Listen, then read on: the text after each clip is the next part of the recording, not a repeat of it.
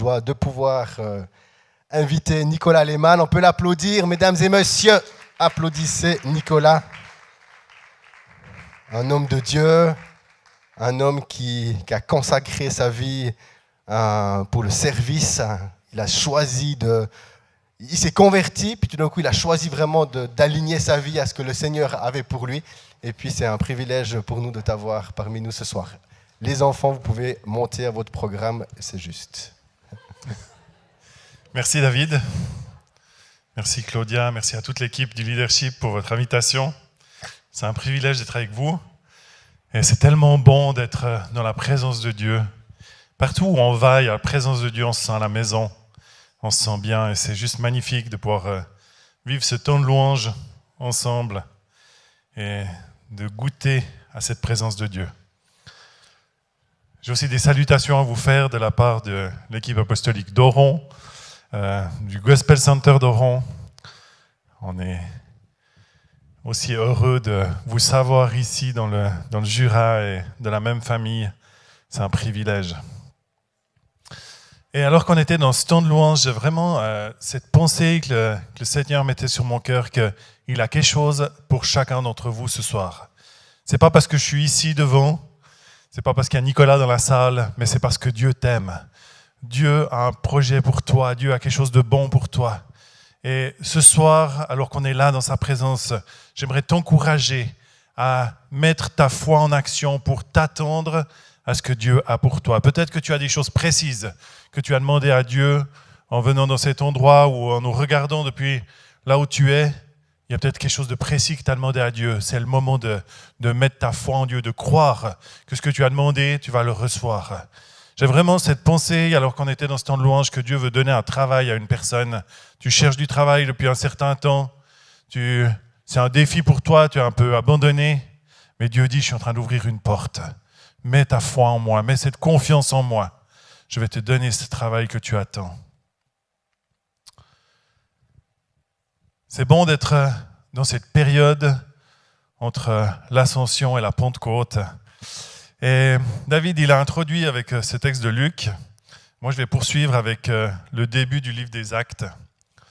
Le livre des Actes, c'est un de mes livres préférés dans la Bible. Ils sont tous bons, hein. Faut pas choisir juste un. Mais j'aime le livre des Actes parce que c'est vraiment l'histoire de l'Église qui commence. Et 2000 ans après, on est toujours appelé à poursuivre cette histoire, on est toujours appelé à continuer, à aller plus loin et se dire que ce qu'ils ont vécu dans le livre des Actes, c'est pour nous aujourd'hui. C'est la réalité de ce qui est réservé aux enfants de Dieu, de pouvoir marcher dans cette réalité d'une puissance surnaturelle.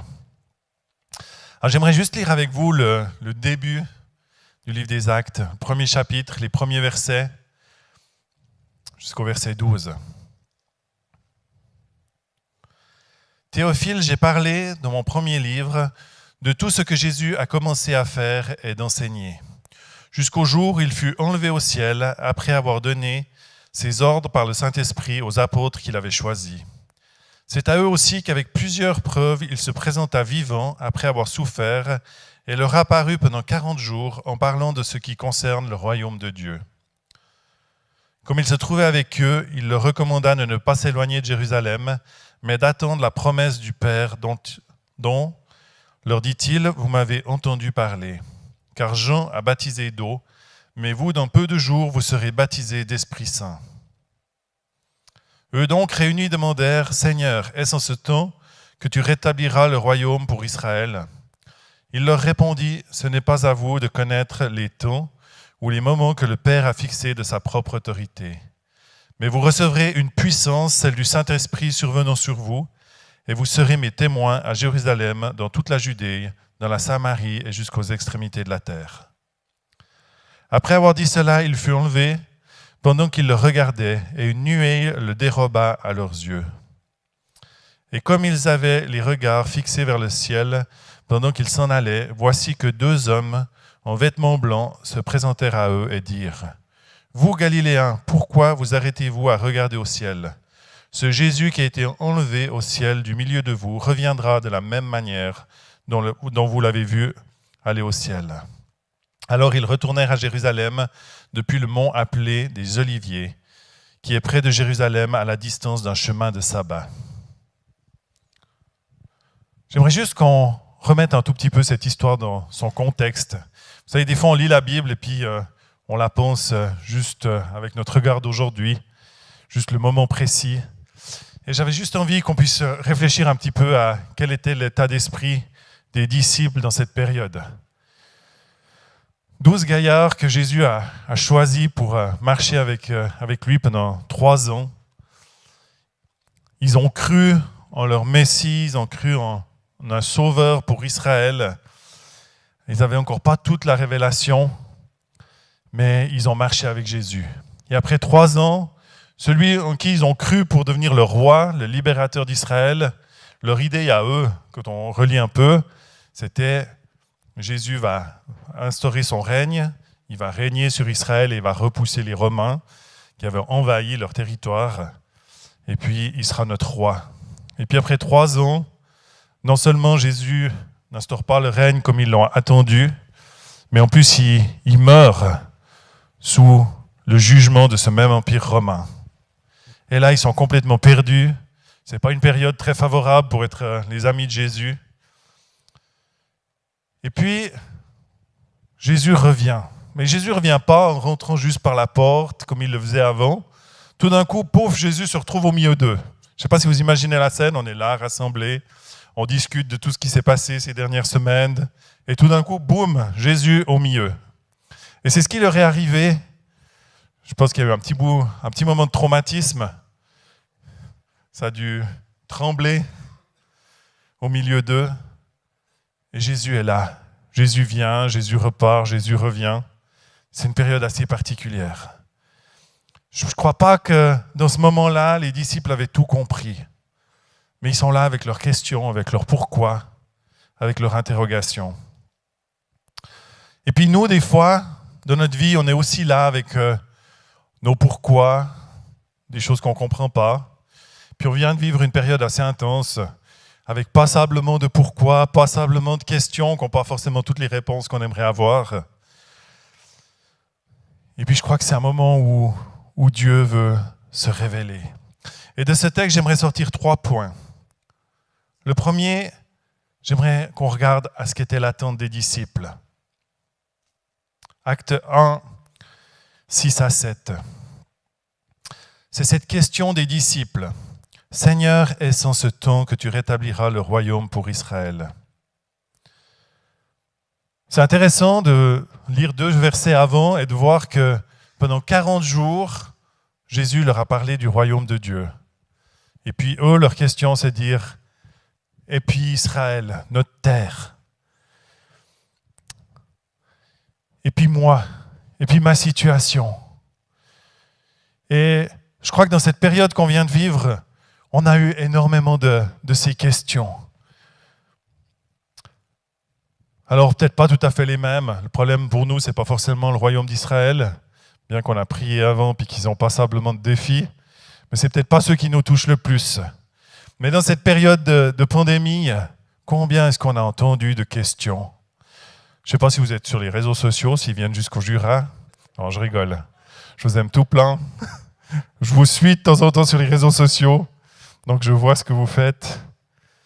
Mais qu'est-ce qu'on a entendu? Est-ce que c'est le jugement de Dieu, cette pandémie? Est-ce que c'est la fin? Est-ce que Jésus revient bientôt? Puis j'en passe. Et puis, il y a cette réponse de Jésus qui dit, c'est pas à vous de connaître le temps et le moment que le Père a fixé de sa propre autorité. Est-ce que c'est la fin? Est-ce que Jésus revient bientôt? Est-ce que c'est un jugement de Dieu? Je ne prétends pas avoir toutes les réponses. Je ne suis pas venu ici pour vous apporter toutes les réponses à vos questions. Mais j'aime cette réponse de Jésus qui dit, c'est pas ça la question. La vraie question, c'est pas de savoir si on va tout comprendre. La vraie question, c'est qu'est-ce qu'on va faire maintenant? Parce que Jésus ne s'arrête pas là. Il ne s'arrête pas juste en disant, c'est pas à vous de connaître le temps. Et j'aimerais juste vous rappeler, on ne connaît pas le moment où Jésus va revenir, même s'il y a cette promesse qu'il va revenir, qu'il va venir chercher son Église. Mais par contre, il y a une chose qu'on sait, c'est qu'il y a un moment où on va rencontrer Jésus. Puis j'ai juste envie de vous encourager à être prêt. Peut-être qu'il revient aujourd'hui, peut-être qu'il revient demain. Peut-être qu'on va le rejoindre nous, aujourd'hui ou demain. On ne sait pas de quoi notre vie est faite. Mais par contre, ce qu'on peut, c'est être prêt pour cette rencontre. Et toi, là où tu es aujourd'hui, tu peux te poser cette question, est-ce que je suis prêt? Est-ce que je suis prêt à rencontrer mon Dieu? Est-ce que ma vie est en ordre? Une vie en ordre, ce n'est pas une vie parfaite, parce qu'on n'y arrive pas. Et puis, il y a plein de gens qui croulent sous l'accusation, sous la culpabilité, sous la peur du jour où Jésus va revenir. Non, ce n'est pas ça, d'être prêt. Être prêt, c'est avoir cette relation, cette communion avec Dieu. C'est savoir retourner vers lui quand on a fait faux et demander pardon. Et dire, on va continuer, je vais continuer à être dans cette relation. Parce qu'on a un ennemi qui n'a qu'un objectif, c'est de nous séparer de cette relation avec notre Dieu. Lui, son but, c'est de te mettre le plus loin possible, de faire croire que tu n'y as pas droit, que tu as loupé le chapitre, et puis que pour toi, c'est fini. Et ce soir, j'ai envie de te dire, ce n'est pas fini. C'est le temps de s'approcher de notre Dieu, c'est le temps d'aller dans sa présence, c'est le temps de recevoir son amour, c'est le temps de nous humilier pour les choses qu'on a loupées dans nos vies. Et il y a des choses sur lesquelles on échoue, tous, mais c'est un temps de la grâce, c'est un temps pour aller dans cette présence et pour vivre son amour. Et Jésus recommence en disant « mais ». Et ce « mais », ça veut dire qu'il y a autre chose. Ce n'est pas à vous de connaître toutes les réponses. Et on n'aura peut-être pas toutes les réponses sur cette terre de ce qu'on vit aujourd'hui. Il y a peut-être des questions que tu te poses pour ta propre vie et tu ne trouves pas les réponses. Mais Jésus te dit ce soir « mais, j'ai un plan, mais j'ai un projet. Mais cette présence et cette puissance du Saint-Esprit, elle est pour toi. » Et c'est une promesse incroyable. Tu n'es pas appelé à juste vivre ta vie tout seul. Tu n'es pas juste appelé à essayer par tes propres forces. Non, la puissance du Saint-Esprit, cette troisième personne de la Trinité, elle vit, elle est là pour toi. Elle vit en toi et elle te permet d'aller de l'avant, de continuer à avancer. C'est une promesse incroyable. Jésus en a parlé un bout avant dans Jean, quand on retourne dans le livre de Jean, depuis le chapitre 14 jusqu'au chapitre 17, Jésus prend un temps particulier avec ses amis, avec les disciples. Il va s'arrêter et il va leur enseigner les choses qui sont importantes. Et dans ces chapitres, on retrouve cette promesse du Saint-Esprit qui vient et qui revient. J'aimerais juste lire dans Jean 14, les versets 16 à 18.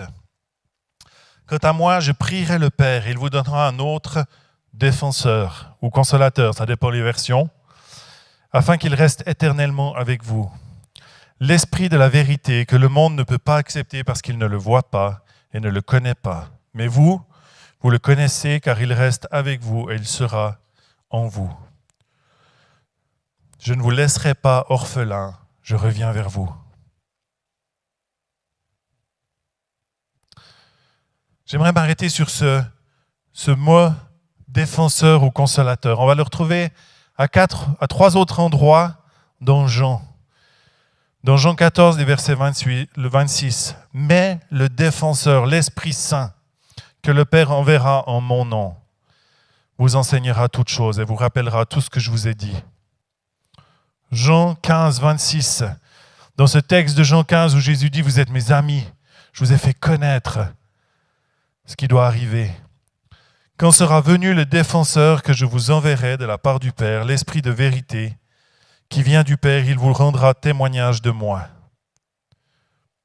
Et dans Jean 16, « Cependant, je vous dis la vérité, il vaut mieux pour vous que je m'en aille. En effet, si je ne m'en vais pas, le défenseur ne viendra pas vers vous, mais si je m'en vais, je vous l'enverrai. » Et ce mot défenseur en grec, c'est le mot parakletos.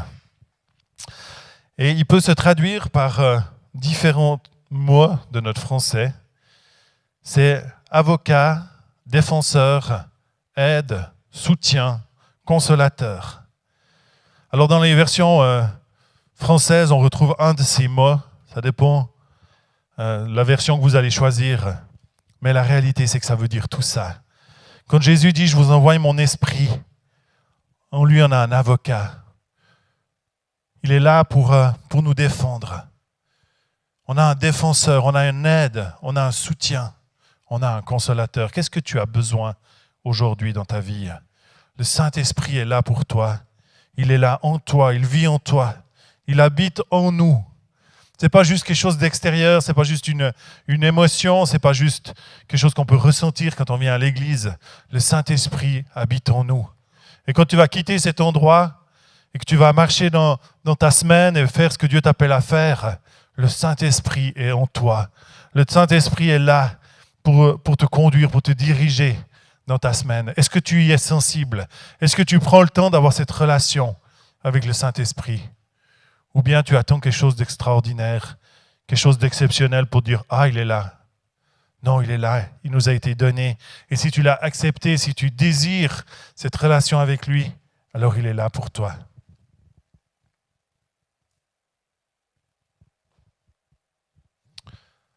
C'est une promesse qu'on ne sera jamais seul, jamais abandonné.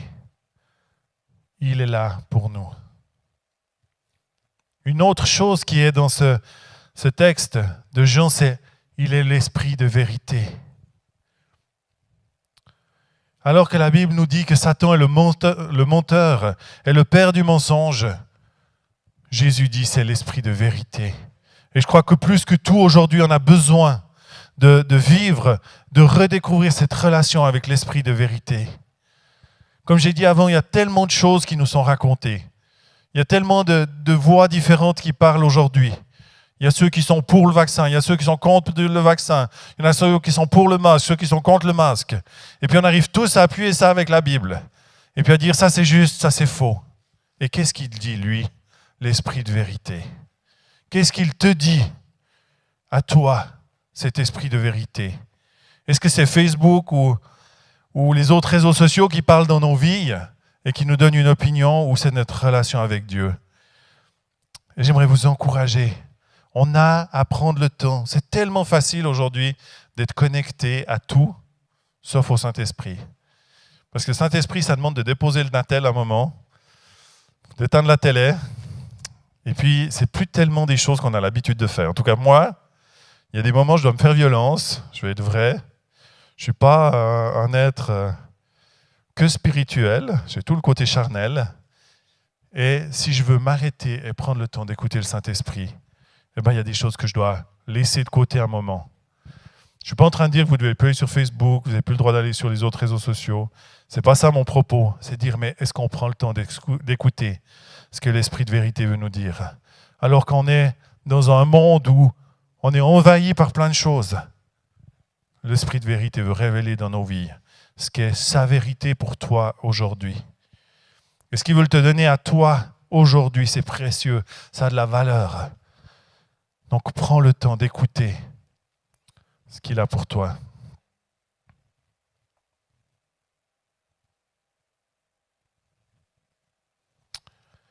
Et puis si on continue dans ce texte de Acte 1,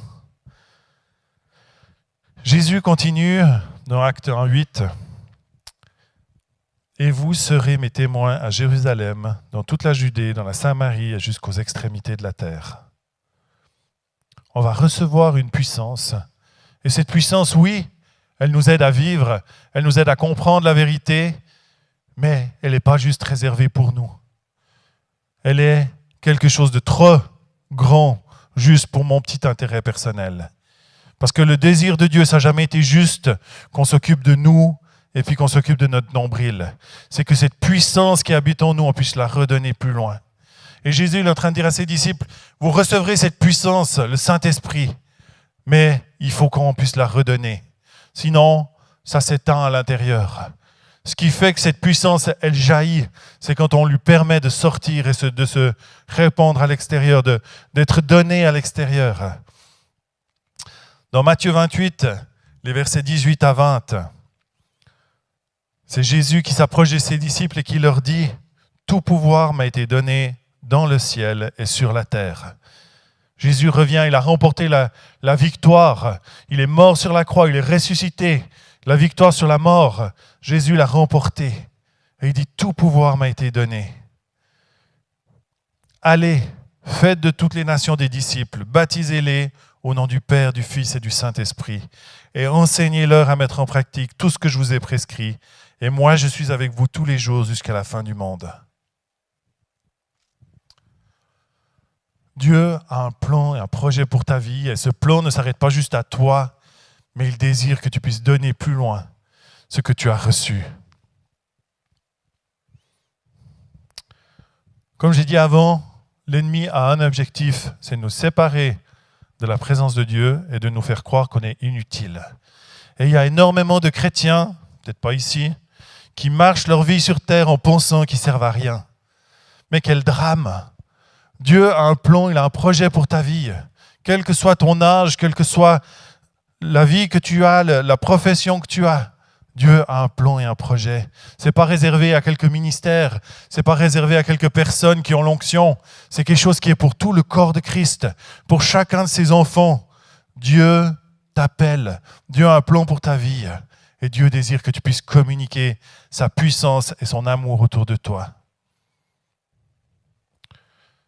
Ce qui nous qualifie, ce n'est pas nos compétences. Dieu nous a donné des dons, c'est vrai. Mais ce qui nous qualifie, c'est la vie de l'Esprit en nous. Et quand tu es rempli de ce Saint-Esprit, tu es qualifié pour redonner, pour donner cet amour, pour donner ce surnaturel, cette puissance qui guérit, qui délivre. Ce n'est pas réservé à une élite. On voit que les disciples, ils étaient les mêmes que nous. Ils étaient charnels, hein. Ils se bagarraient pour savoir qui ça serait le premier dans le royaume de Dieu, qui ça serait le plus grand. Et puis ils ne se gênaient pas trop, ils allaient vers Jésus avec leurs questions. Hein. Peut-être toi tu vas aussi de temps en temps vers Jésus avec tes questions. Après ils ont la trouille, ils se cachent. Je ne sais pas si ça vous rappelle quelqu'un. Moi parfois je suis un peu comme ça. Hein. Il y a mes moments de peur, il y a mes moments où je parle avec Jésus. Finalement ils étaient comme nous. Mais au moment où ils sont remplis de cet esprit, de cette puissance du Saint-Esprit, leur vie change. Ils deviennent ces témoins. Ils deviennent ces gens qui osent aller et faire la différence. Et je vous invite à relire le livre des Actes. Je vous dis, c'est un de mes livres préférés de la Bible. Relisez le livre des Actes. Parce que comme j'ai dit, ce n'est pas réservé juste à la première église. Ce n'est pas réservé juste à une élite. Mais ce qui s'est passé dans ce livre des Actes, c'est ce qui est la réalité de l'Église. Et aujourd'hui, on peut rentrer dans la plénitude de ce que Dieu a pour nous. On a un défi, en tout cas chez nous, je ne sais pas, en tout cas à Oran, je ne sais pas comment c'est ici, mais on a un mot qu'on aime beaucoup, c'est la mission. Et puis la mission, en général, c'est soit en Afrique, soit en Asie, mais c'est en tout cas très loin de chez nous. Et la plupart des gens, quand vous leur dites Dieu a un appel pour ta vie, ils disent « Ah oui, mais moi je ne suis pas appelé à la mission. » Sous-entendu, je ne suis pas appelé à aller en Afrique, je ne suis pas appelé à aller en Asie, donc je suis tranquille. Et c'est intéressant parce que Jésus, il savait qu'on aurait cette tendance. Alors il dit à ses disciples, ce n'est pas compliqué, commence là où tu es. Pour eux, c'était Jérusalem. Pour vous, c'est Delémont. Ou votre village où vous habitez, ou votre ville où vous habitez. Dans toute la Judée, dans tout le Jura, en Samarie, et jusqu'aux extrémités de la terre. Ça commence là où tu es. Si tu t'es dit, va bien, je n'ai pas un appel pour la mission, moi je peux rester tranquille à la maison, c'est cuit. Parce que la mission, elle commence là où tu es. C'est fini le temps de penser qu'on envoie 3 personnes en Afrique qui vont sauver l'Afrique et puis nous, on est tranquille. Hein? Ça a été longtemps la mentalité de l'Église. Mais c'est fini. C'est le temps où l'Église est appelée à être en mission. À être en mission ici, à être en mission au-delà. Et il y a peut-être des gens qui sont appelés à aller dans des autres pays, qui sont appelés à aller au loin. Et je crois à ça et je crois que c'est quelque chose que Dieu peut placer sur la vie de personne. Mais il y en a d'autres qui sont appelés ici. Peut-être à travailler à l'hôpital, peut-être à travailler dans les écoles, peut-être à être une maman au foyer. Peu importe ce que Dieu t'appelle à faire, tu es en mission. Est-ce que tu veux vivre cette mission ou bien est-ce que tu veux juste attendre de voir quand c'est que Jésus revient? Moi, j'ai envie de t'encourager. Gâche pas ta vie. Vis cette mission. Obéis à ce que le Saint-Esprit te dit. Parce que ce qui fait la différence, c'est ça. C'est intéressant de voir qu'après la Pentecôte, alors il y a Pierre qui se lève, il fait une chouette prédication. semble-t-il. Il a un fruit pas mal, hein. 3000 personnes d'un coup. Je me réjouis du jour où ce sera moi. On y croit. Mais ça peut être vous, hein. Parce que Pierre n'était pas plus que moi ou vous, c'était un homme. Et à un moment donné, il est rempli de ce Saint-Esprit. Et ce même Pierre qui semblait ne pas comprendre ce que Jésus était en train d'enseigner, qui semblait avoir le trouillomètre à zéro, on dit chez nous, la peur au ventre, et qui se cachait, qui reniait Jésus, au moment où il est rempli de ce Saint-Esprit, il commence à prêcher un message, et 3000 personnes sont touchées. On a besoin de cette présence du Saint-Esprit en nous. Mais on a besoin de lui obéir. Pierre et Jean, peu de jours après, on ne sait pas exactement, hein, le livre des Actes, il s'étale quand même sur quelques années, donc ils vont au temple. Ils n'avaient pas l'air d'avoir une mission particulière. Ils allaient à l'église, on pourrait dire pour nous. Et puis, à l'extérieur, il y a une personne qui est là pour mendier, un boiteux. Et puis, le Saint-Esprit va leur parler. Ils vont s'arrêter. Puis ils vont dire, on n'a rien donné, qu'il soit de l'argent, de l'or, qu'il soit des choses périssables de cette terre. Mais ce qu'on a reçu, cette puissance, on te la donne maintenant. Au nom de Jésus, lève-toi et marche. Et puis, on voit que tout le long de ce livre des Actes, ça se passe comme ça. Ils vivent. Et on est appelé à vivre, on n'est pas appelé à être tout le temps surnaturel. Moi, j'aime bien, dans Acte 10, il y a l'histoire de Corneille. Alors, Pierre, il est là, et puis il se repose, il va sur la terrasse, il laisse un jour tranquille, quoi. Et tout d'un coup, le Saint-Esprit lui donne une vision. Et Pierre est sensible. Pierre obéit. Il sait que c'est le Saint-Esprit qui parle. Et il se lève et il suit les hommes jusque chez Corneille. Et puis, il leur partage l'évangile. Et on est reconnaissant aujourd'hui que Pierre ait fait ça, parce que c'est une des premières fois où ils sont sortis du peuple d'Israël pour annoncer l'évangile à l'extérieur. Mais la question aujourd'hui, c'est qu'est-ce que le Saint-Esprit t'appelle à faire toi? T'es pas Pierre, t'es pas Jean, t'es pas Nicolas, pas David, mais le Saint-Esprit a un plan, un projet pour ta vie. Est-ce que tu veux être sensible pour écouter? Ou bien est-ce que tu préfères vivre une vie sans cette réalité-là? Et moi, je crois qu'on n'a pas été fait pour vivre une vie sans cette puissance du Saint-Esprit. C'est Dieu qui nous a créés. Il savait ce qu'on avait besoin dès le début. Et là, on avait besoin de cette relation, de cette communion avec lui. Et au travers de cette présence du Saint-Esprit en nous, c'est ce que nous pouvons vivre. Et dans la mesure où tu donnes ce que Dieu t'a donné, ça va se multiplier. Parce qu'on a un Dieu de multiplication.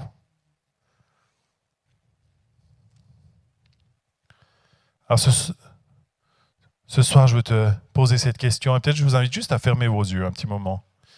Parce que ce n'est pas tellement moi l'important, mais c'est ta relation avec Dieu, c'est ta relation avec le Saint-Esprit maintenant. Et j'ai envie de te demander juste peut-être de faire un petit bilan de où en est ta relation. C'est entre toi et Dieu. Je ne vais pas te demander de faire un rapport. Personne ne va te le demander. Mais c'est le temps pour dire à Dieu, j'ai envie de plus de cette relation avec toi. Plus d'espace dans ma vie pour le Saint-Esprit. Parce qu'il est là, c'est une promesse. Et si tu n'as jamais reçu le Saint-Esprit dans ta vie, c'est le temps de lui dire, viens Saint-Esprit, je veux t'accueillir, je veux recevoir ta présence. Parce qu'il est là pour toi. Mais le Saint-Esprit nous respecte. Et il ne va pas prendre plus de place que celle qu'on est d'accord de lui donner. Et ce soir, c'est un moment pour ouvrir notre cœur.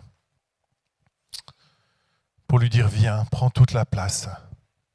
Il y a peut-être 2 ou 3 coins de ma vie qui sont encore en chenille, que j'aimerais mieux cacher.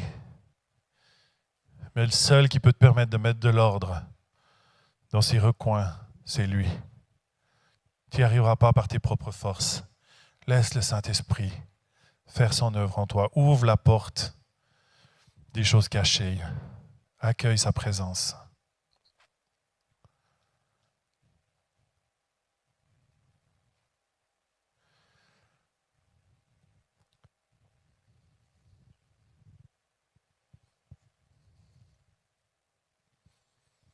Saint-Esprit, merci pour cette présence, pour qui tu es, et pour ce privilège qu'on a de pouvoir vivre avec toi, de pouvoir marcher avec toi. Et tu vois chaque décision qui a été prise maintenant dans ce moment de recueillement, de ce moment de silence. Et Saint-Esprit, je prie que tu puisses rejoindre chacun maintenant, que tu puisses te révéler, que tu puisses déverser une nouvelle dimension de ta présence. On veut te dire, Saint-Esprit, on a faim et soif de toi. On a faim et soif de plus que de toi. On ne veut pas se laisser arrêter, on ne veut pas se laisser refroidir par les circonstances de la vie, mais on veut rafraîchir cette vie avec toi en nous. Alléluia. Et alors qu'on est dans cette présence de Dieu, j'aimerais juste qu'on prenne encore un petit moment de silence et qu'on puisse écouter ce que le Saint-Esprit veut nous dire maintenant. Peut-être tu te dis, j'ai jamais entendu le Saint-Esprit. Écoute cette voix à l'intérieur de toi qui est en train de te parler. Comment est-ce qu'on reconnaît si c'est Dieu qui nous parle ou si c'est l'ennemi qui nous parle? Il y a beaucoup de gens qui ont peur. Je peux vous dire tout de suite, ce n'est pas la même voix. Dieu ne vient pas pour t'accuser, pour te condamner. Dieu vient pour te relever. Dieu vient pour te permettre de donner plus loin. J'aimerais qu'on prenne juste un moment pour écouter ce que Dieu veut nous donner pour cette semaine. Qu'est-ce que Dieu te demande de faire dans cette semaine qui est devant toi? Quel est son désir pour ta vie? Est-ce qu'il y a une personne à qui tu es appelé à dire quelque chose, à communiquer juste de l'amour? Ça peut être un cadeau, ça peut être une parole. Qu'est-ce que le Saint-Esprit te donne maintenant?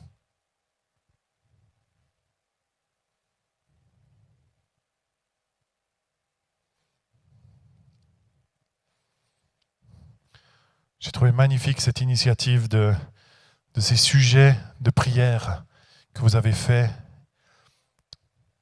Et j'aimerais te dire, peut-être que Dieu est en train de te parler par rapport à un de ces sujets que tu as mis dans le cœur. Et te dire, mais tu peux faire quelque chose. Tu es mes bras, tu es ma bouche, tu es mes oreilles. Tu peux faire quelque chose. La question c'est, est-ce que tu veux dire oui? Oui Seigneur, je vais y aller.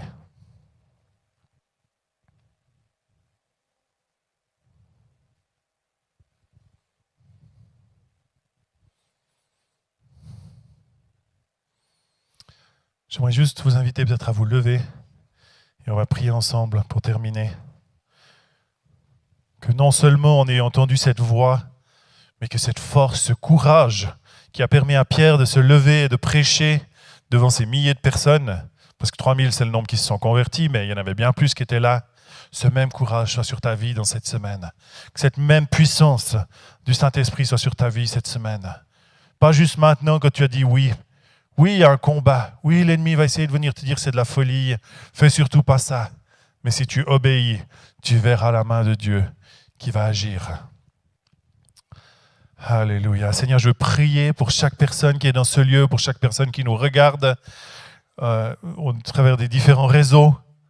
Et je prie, Seigneur, que tu viennes nous envahir de cette puissance de ton Saint-Esprit, que nous puissions recevoir ce feu, que nous puissions recevoir ce zèle qui nous permet d'aller de l'avant, qui nous permet de pas seulement dire oui maintenant, mais de le mettre en pratique dans cette fin de journée, dans cette semaine qui est devant nous. Je prie, Saint-Esprit, que tu viennes remplir chacune de nos vies de ta présence, de cette force, de cette puissance. Et nous voulons être ces serviteurs qui marchent avec toi et qui font ce que tu nous appelles à faire. Amen.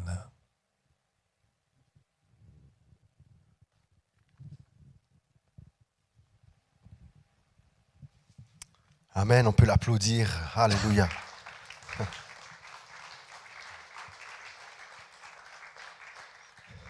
Vraiment merci infiniment Nicolas pour ton message, ces paroles qui nous ont tellement encouragés à pouvoir se mettre en action, de pouvoir écouter l'Esprit de Dieu nous parler. Et une chose qui est vraiment aussi forte sous mon cœur, où tu as prié, mais Saint-Esprit, que ton feu vienne nous visiter. Je crois dans les temps que nous vivons. Je crois que dans les temps que nous allons vivre encore, nous devons nous attendre à un déversement de l'Esprit de Dieu dans nos vies. Nous étions là ce soir à le louer, à l'adorer. On le cherche, sa présence était là. L'Esprit de Dieu était là. Mais il y a quelque chose qui nous attend encore. Il y a quelque chose qui nous attend encore. Et par rapport à ça, on voit que l'Esprit de Dieu est descendu sur les apôtres. Pierre s'est levé. Et quelques chapitres plus loin, ils se sont retrouvés dans une maison. Ils étaient face à des défis. Et bien, le texte nous dit que l'Esprit de Dieu est revenu encore dans ce lieu. Et la Bible nous dit que les murs du bâtiment où ils étaient ont tremblé. Parce que la présence de Dieu, elle est venue. Et tout d'un coup, il y a une force, il y a un zèle. Face à la persécution, ils ont continué d'annoncer l'évangile. Et il y avait des signes et des miracles. Amen. Et je crois que le Seigneur, il prépare son Église encore aujourd'hui à un nouveau déversement de sa présence dans nos vies. Amen. Amen. Alléluia. Gloire à toi. Et quand ça va arriver, parce que je suis vraiment convaincu que ça va bientôt arriver, et bien tout d'un coup, il va se passer des choses au milieu de nous. Il faudra avoir une ouverture d'esprit. Il faudra avoir une ouverture d'esprit, parce que je pense que c'est important de pouvoir parler quand même de ça, parce que quand l'Esprit de Dieu est descendu sur les apôtres, les gens qui n'étaient pas dans ce feu, mais qui regardaient, ils ont quand même dit, ils sont ivres ces gens. Ils sont un petit peu, il y a un truc qui colle pas bien là. Ils ont un comportement un peu comme s'ils étaient alcooliques. Parce qu'ils étaient ivres de l'amour, ivres de la joie, qui débordait tellement. Ils disaient Amen. Et dans ce feu, toujours les deux pieds bien à terre, pas trop spirituel, et bien tout d'un coup, tu as ce zèle qui vient. J'aimerais tellement nous encourager. Oui, la présence de Dieu était là ce soir, mais à s'attendre à quelque chose d'autre, encore. Alléluia. Amen. Amen. Yes. En tout cas, merci beaucoup, Nicolas, pour ton message. Vraiment que ça a touché mon cœur. C'était là, ce matin, c'était top. Ce soir, c'est top. Là, c'est top. Les paroles prophétiques, j'aimerais encore dire un mot là. Les paroles prophétiques ont été données. C'est important aussi de pouvoir discerner l'esprit. Alors des fois, on a le droit de se tromper dans le sens. Mais je sais pas, mais quand les paroles prophétiques ont été données, moi je dis, attends, il y avait comme un fil rouge, il y a quelque chose dans les cœurs, et vraiment l'esprit a parlé. L'esprit a parlé. C'est pas juste deux, trois petites paroles qui se donnent comme ça, puis... Non, mais l'esprit a parlé. Ce soir, il a parlé à travers la prédication, à travers la louange. Moi personnellement, je suis reboosté, vraiment. Je sens l'Esprit de Dieu qui... David, cool. Continue. Amen. Yes. Alors, cette semaine, tu ne la vis pas seul, parce que l'Esprit de Dieu est avec toi. Yes. Et puis, tu vas la vivre toute cette semaine avec lui. Et puis, dans le cadre de l'église ici, on se retrouve dimanche prochain pour la célébration à 18h. Ce sera le week-end de Pentecôte. Du coup, le lundi, ce sera aussi congé. On pourra faire plus long. On pourra faire plus long. Allez en paix avec le Seigneur dans cette semaine. Marchez dans la victoire. Je vous souhaite aussi à toutes les personnes qui nous regardent en ligne, soyez bénis, fortifiés pour cette semaine. Et puis, on se retrouve dimanche prochain à 18h. Bonne soirée à tous.